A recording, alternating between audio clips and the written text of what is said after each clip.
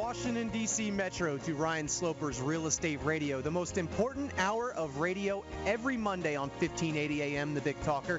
Thank you for joining me this afternoon. For those of you who don't know, Real Estate Radio is a show dedicated to building the Washington, D.C. Metro's housing and credit markets one house at a time. Within every market, there are solutions as well as tremendous opportunities. You just need some trusted advice. That's my message, and I will be delivering it to you guys every Monday from 2 to 3 p.m. right here on 1580, The Big Talker. I want to remind you, if you ever have any questions regarding anything we cover today, please call the off-air number. It's 877-245-2030. That's 877-245-2030. And keep in mind, that's our off-air number, so call that number and leave a message. I will promptly get back to you by the end of the business today. Joining me on our panel today is Louis Cammarosano, who is the general manager of HomeGain. Louis is often cited in the media as an industry expert in the Wall Street Journal, Forbes, CNN Money, Fox Business, Smart Money, MSN, and numerous others. We're going to discuss with you about what happened in the markets last week, as well as letting you know what is on deck for this week that will affect you and your real estate decisions. We got a lot of stuff on tap. We want to cover what took place last week, which was a huge week because the Fed had their meeting, and typically they put a lot of language in there that kind of lets us know what their thinking is and what their intentions are moving forward. Now, the big thing here is I want to kind of start the show out with, we've been talking about quantitative easing 2 coming to an end, and what's going to happen after that. Well, it looks like all signs are starting to point towards the Fed may continue buying Treasuries after QE2 has expired. And I want to get your guys' opinion as well. Where do you think this is headed as far as once QE2 or the money printing stops for the second time around? Will the Fed continue to buy Treasuries? My opinion is they have to. In order to keep interest rates low, they have to continue to manipulate. Louis, what is your opinion on this question we've been tackling for the last year or so? Well, they've already said it, and he said that they're going to continue to reinvest in the Treasuries as they become due. And there was an article in Bloomberg today that they'll probably buy $300 billion in the coming months. So that's basically QE 2.5. Yeah, and it's just amazing to me. It's kind of like we said, Louis. I mean, it's like they're not going to show all their cards, but typically you can tell what's going to happen. And the interesting statistic is that for the last 6 months, the Fed has purchased the equivalent of about 60% of all the Treasury borrowing in that period. So they're basically buying up 60% of all the Treasuries that they put out there for auction. So what do you think would happen if they stopped buying? I mean, interest rates would shoot through the roof. And of course, they're not going to say that their only trick that they have is to do this. So to announce QE3 right after QE2 would appear desperate and amateurish. Sure. So they go ahead and they acknowledge the weak economy, even though they predicted it would be better by now. Yep. And then, they'll wait until they realize that the weak economy is more or less permanent, or the market crashes, or unemployment persists, or there's a Greek default, or the debt ceiling doesn't get raised, there's a terrorist attack or a natural disaster. And then they'll have an excuse to go ahead and inject more liquidity in the market. It seems that that's all they know. They're basically bent on avoiding deflation, as they view deflation as the enemy of the economy, not inflation. Absolutely. And there's a lot of first-time homebuyers out there that can stand to benefit from this right now, as long as this manipulation continues. Well, that's what they want. That's the theory. They want to keep pushing making sure that home prices remain stable. They think if they have free and easy money, that unemployment will go down. And you and I discussed this. We view this as kicking the can down the road, and we say eventually this is all going to come crashing down, and the Keynesians say eventually we're all dead. Exactly. It's like we're running everybody to the cliff, and it's just a matter of when everybody's going to fall over. I mean, you and I both, our big fear is that, we're not letting the free market work, and we can continue to manipulate and let, hundreds of thousands of people that would like to buy homes get into homes at these lower interest rates, but it's still not correcting the problem of everybody else that's upside down in their home currently. And that's going to continue on, in my view, for the next, at least, I think, 7 to 10 years. Well, it's interesting, Ron. You and I have been talking about why we think this is all going to end poorly. But until there is somewhere else for investors to put their money, the United States dollar is really the only place other than gold or silver. And there doesn't seem to be huge cash flows into gold and silver. When the other countries do the money printing like Zimbabwe or Argentina, they get hyperinflation right away because people seek an alternative currency. Yeah. There really isn't on the world stage an alternative currency to the dollar. No. That's probably what's allowing the Fed to continue to do this. Yeah, absolutely. Not to mention that all the other issues that are going on in Europe right now, with Greece, which is the other part of this discussion, which they began their 3 days of debate in its parliament, whether they're going to approve the spending cuts of 111 billion, which would trigger the IMF and the EU to approve that package that they had basically set forth last week. Sure, and the EU is supposed to be, the euro is supposed to be the alternative currency. That doesn't seem to be pretty stable at all. Exactly, and I think that's why we're able to continue doing what we're doing here, because there is not a good alternative, and it doesn't look like there's going to be a good alternative for a while. So no, everything is just talk, baskets of currencies, gold standards. Those things haven't really caught on. Yeah, and you know what? The good thing here, once again, we try to find the positives for the real estate market here, is that, the interest rates have slowly been declining a little bit, and a lot to do with what's going on in Greece right now, because until there is a clear-cut plan of what's going to take place over there, the bond markets have been continually to get better. How long that's going to continue, I don't know. It looks like they are reaching an agreement here, which I've seen the stock market rising a little bit this morning. It looks like it's up. Yeah, mortgage-backed securities are down this morning, which means rates are getting a little worse. So, we've hit such lows that it's hard to continue this pace of them going much lower. Like we've been saying for numerous weeks, if you've been listening to the show, what's going on here is if we try to look at this and we try to look at statistics and what's happened in history and everything else, we got to kind of throw that out the window, because what the Fed and what the government's doing right now is just a classic manipulation of interest rates, and that's not sustainable. And for those of you that are out there right now in the market and you're considering buying, whether it's your first home, a move-up home, or your retirement home, I can't stress enough that this low interest rate environment is great. It's outstanding. To be honest with you, I wish that I could take out 10 to 20 different loans right now, investor loans, where I could buy up as many properties as I can just for investment purposes. That's just the environment that we're in, because even investment property loans, Louis, you're talking still close to sub 5% loans. So, really, if you do have that ability out there and you have, where you could potentially, draw down from some of your retirement to put down payments on houses to get in, the 20 to 25% that's needed for investment properties, and you can lock in at, below 5% interest rates, and you plan on using those as rentals, it's a great investment opportunity. Now, for those of you that are thinking that you want to buy a property and flip it, I'm not saying for that. Now, that still is going on quite a bit, and there's a lot of success going on just because of the short sales and foreclosures that are out there. But for long-term real estate investors that are looking to, generate a rate of return, I know a lot of people are looking, they want somewhere around, 12 to 15%. Those deals are out there right now, and they're mainly out there because interest rates are low. And Ryan, I'm glad you're making the distinction between purchasing a home as an investment when you do that, such that you get rental income, versus purchasing a home to live in and somehow viewing that as an investment. I sent you this morning a recent Rasmussen poll that was taken in the last couple of weeks, and compared that to a Rasmussen poll taken in February 2009 that showed in February 2009, 73% of people thought that purchasing a home was, quote, the best investment a family can make. And now that number was down to, 47%. So there's been a sharp decrease in people viewing single-family homes to live in as investments, good investments. That doesn't mean, however, that purchasing homes for rental is not a good investment. Indeed, with these low interest rates, it can be, provided that your rent covers your mortgage and more.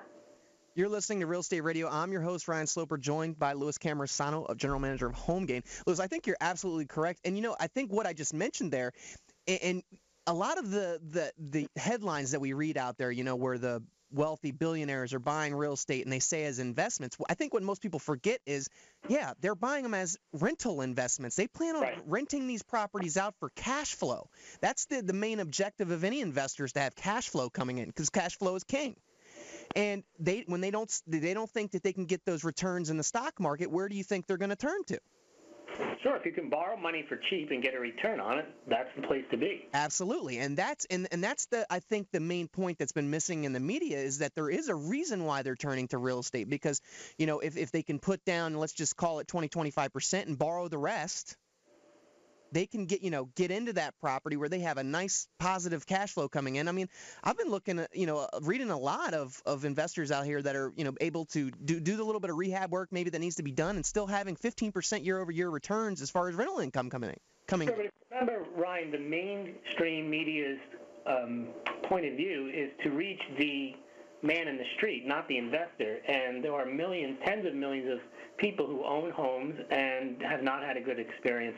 They're not going to focus on the investment opportunities. They're focusing more on if the average person goes out and buys a home, whether that's a good deal or not. And that, as we've been discussing, may not be a good deal if you're purchasing a home just to live in and you're trying to make the economics work. However, if you're trying to make the economics work for an investment property, that does work, but maybe that's not as big of a story that would appeal to as many people. You know what? And I think this is the thing that bothers me so much, Louis, about the media is like just those Rasmussen reports that you were talking about. When you say, 47% see buying a home as a family's best investment, it's kind of, you can't figure out what's going on there. I mean, are you talking about monetary investment for down the road, or are you talking about an investment in your family's future? You know what I mean? Because the way I would read that headline is basically saying that 47% out there basically you think that buying a house is good for your money down the road.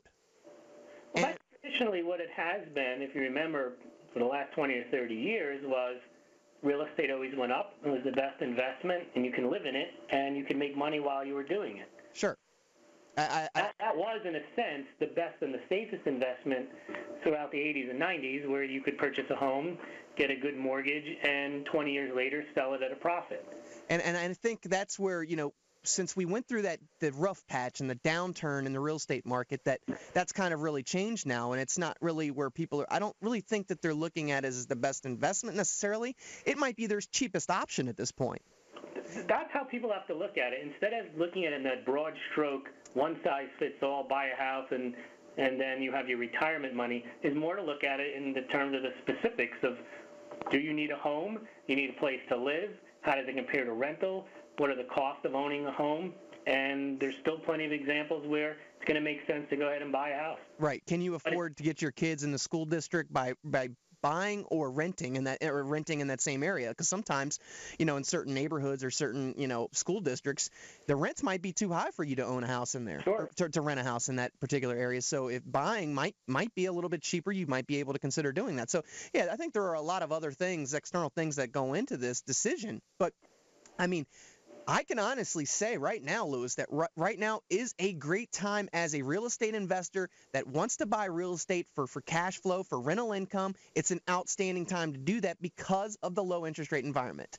And I don't know how long this is likely to continue, but for people out there that have been, thinking about potentially dabbling and getting into real estate and buying it for a long-term investment as far as rental purposes, it is an outstanding time to do that. I don't have a problem saying that all day long. Especially if, you know what you're doing. If you don't know what you're doing, then it might be a little bit different because, you might actually have to hire somebody, a property management company and everything, and get involved, which would cut back on your cash flows. But, I mean, right now, when you're looking, I was pulling the rates, a while ago and actually last week as well, kind of looking at where they were for investment properties. I mean, you were, up around 6%, but now you're closer to 5, if not lower than 5, and it's just a huge difference in what the returns would pay to you, the investor buying that home. And take that a step further, not just for investment properties, but also a lot of people, classify second homes as investment properties as well. A lot of second homes, Louis, you can rent out seasonally. So right. There are a lot of options out there as far as buying second homes for long-term investment properties as well that I think a lot of people might not necessarily be looking at right now. But again, Ryan, you're highlighting the fact that in the old days, it was buy it and forget it, and you didn't have to think about it. And now you really have to be a bit more savvy, and you really probably need a trusted advisor on the mortgage and on the real estate side to go through your options as to what makes sense for you in your particular circumstances, because it used to be the only decision you had to make was whether you were going to buy a house or not, and it made sense to buy a house. Yep. And now you need to look at much more of the specifics. You need to check out your financing. You need to check out all the other facts and circumstances to make sure you're making the right decision, whereas it was a pretty safe bet 20, 30 years ago. If you bought a house, it was going to go up. But you see what happened in the last 5, 10 years? We never had a period of price appreciation so dramatic. Right.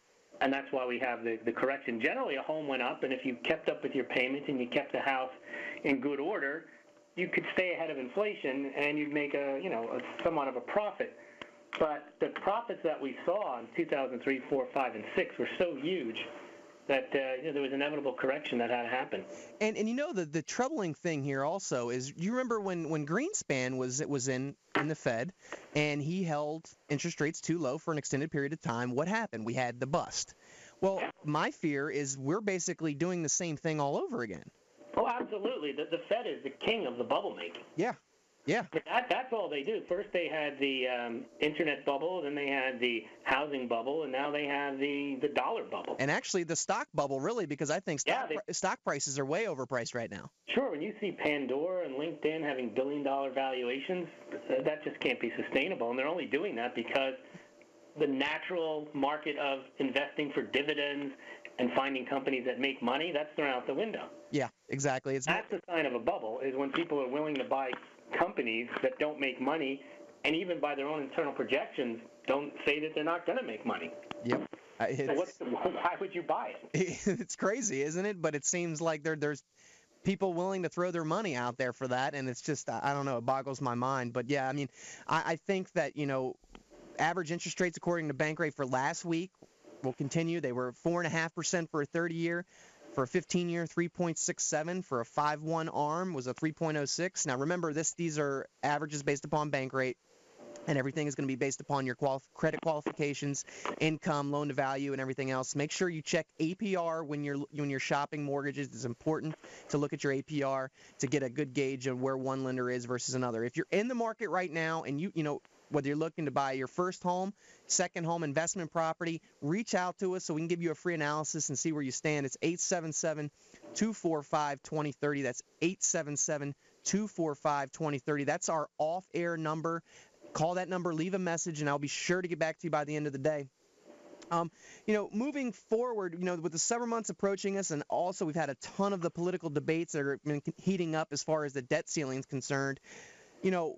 We have this other lingering issue of the national debt. Not only are we, basically keeping interest rates too low for an extended period of time, now we have the national debt to worry about, which is a whole other problem. Where do you think that the national debt is headed, Louis? I mean, I was listening to CNN this morning, Squawk Box, and I were listening to a lot of them say, well, we're going to come out with a plan that's going to slash this, by $400 billion over the next, 10 years. And you and I both know that that's a drop in the bucket. Where do you think that we're headed as far as with this debt ceiling? My thoughts are that obviously they're going to raise the debt ceiling come whatever deadline it is. Nobody knows the exact date, but it's somewhere in August. Right. Once they're pressed up against the wall, we know that they're probably just going to extend that out because they're not going to have any other choice but to do so.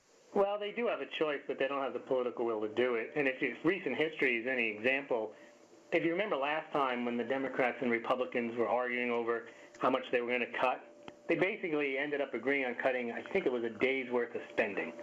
Right. And now when they're talking about it, the numbers, they try to have big numbers, provided those numbers are decades out into the future. No one's willing to tackle it now, and the problem is the crisis is now. The spending needs to be cut now, but no one wants to say that, and no one wants to be the person who gets voted out of office because they cut something that's going to impact their area. There's just not enough political will on either side to make serious cuts now. All the plans kind of push it way out into the future. Even the ones that they call draconian, extreme, with $1 trillion worth of expense cuts, still don't do it relatively immediately. They do it over time, and most of them only deal with the non-entitlements. They don't even touch the entitlement spending. Yeah, and it seems like Wall Street, the stock market, they're all following Bernanke's words. And, I mean, it's funny. We're going to touch on this right now. We'll dive into it a little bit deeper later. But Bernanke said in his press conference afterward, part of the slowdown is temporary and part of it may be longer lasting. We do believe that growth is going to pick up going into 2012, but it's at a somewhat slower pace from what we have anticipated in April. I mean, how redundant is he in saying, I mean, this has been every single meeting. It's slower than expected. Well, productivity is not picking up. Consumer confidence is not picking up. Commodity prices have been rising over the last year. What makes him think that anything's going to change? He says, gas prices have dropped off a little bit. As long as they're over $3, food prices, gas prices, energy prices, it's going to put a damper on the economy.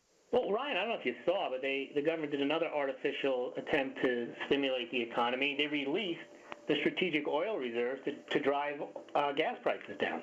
Yeah. Now, doing that's not a strategic decision. That oil is there for emergencies. It's not there to manipulate the economy. Right. And of course, once they that runs through the system, the prices will go back up. And then, if they have to go and purchase to replace the oil that they use, they're going to drive the price back up when they do that. Yeah. It's going to cost them even more. Yeah, you're right. And I mean, it's just insane that, how we can continuously do stuff like this. But well, you know what it is? You're in a position where you think you have to do something, right, and you don't realize what you do is making it worse. Just because you're a doctor doesn't mean you operate on every patient that walks in that's sick. Yep. And, Bernanke thinks that the answer to everything is print more money, keep interest rates low, and that's what his predecessor did. And hope that more people can buy homes with lower interest rates. Little does he know that the problems that we're having are the lending restrictions are even more, strict now, and people's credit is lower because of the circumstance. They have more debt. They've defaulted on debt. They've had to go into bankruptcy or whatever else it is, short sale foreclosure, so their credit's hurting. Just because we have low interest rates doesn't mean it's going to change the overall economy. No, it would increase the size of the souffle the first time. Doesn't work the second time, and they just keep pumping it up. Yeah, it's what's wild. It's time for this week's Word on Wealth segment. We're going to give you a quick overview of what happened last week in the market and anything that impacts you, the consumer, financially. This segment was brought to you by HomeGain. HomeGain is a place to get you started buying or selling a home, finding a realtor, and getting real estate questions answered. So go to homegain.com today to see what I'm talking about. All you have to do is type in your home address, and you will get an instant free estimate of your home's value online. It's a great way to monitor your home's value, and it's totally free. Check it out today. It's homegain.com. So this week is going to be a little less volatile. What's going on? Last week on Monday, stocks had risen for 3 straight days, and Tuesday that continued for the 4th straight day with new hopes that Greece was going to get bailed out once again. On Wednesday, the Federal Reserve met, and that began its 2-day policy meeting from Tuesday. Obviously, economists expected it to keep interest rates at record lows, which definitely ended up happening. I read that little blurb a second ago about, the economy was going to be at a slower pace from what he anticipated in April. Furthermore, he said, we don't have a precise read on why the slower pace of growth is persisting. One way to think about it is that maybe some of the headwinds that have been concerning us, like weakness in the financial sector, problems in the housing sector, balance sheets, and deleveraging issues, some of these headwinds may be stronger, more persistent than we thought. Really, Mr. Bernanke? Really? You know what I mean? It's amazing when I read this. I mean, obviously, it's just his standard stock comments that he's reciting. But, I mean, how obvious is this to everybody? Well, remember, and I don't know why that you don't see more repeats of his statements saying that there was no housing crisis, there was that this was contained to subprime mortgages. Even in June of 2008, everything was fine. Yeah. He then said that no one could have foreseen the financial crisis. Yeah. And all you have to do is go on YouTube, and there's tons of people who are predicting a financial crisis. Yep. Peter Schiff, Barry Faber, there were tons of them who were saying it, and they were explaining exactly why there was going to be a financial crisis. Yep. And Bernanke's claiming, who knew? Well, based upon these comments, when we come back, Louis, we're going to, give our best guess of where we see home prices heading through 2015, and interest rates do the same thing for it. When we come back, thank you for listening to Real Estate Radio.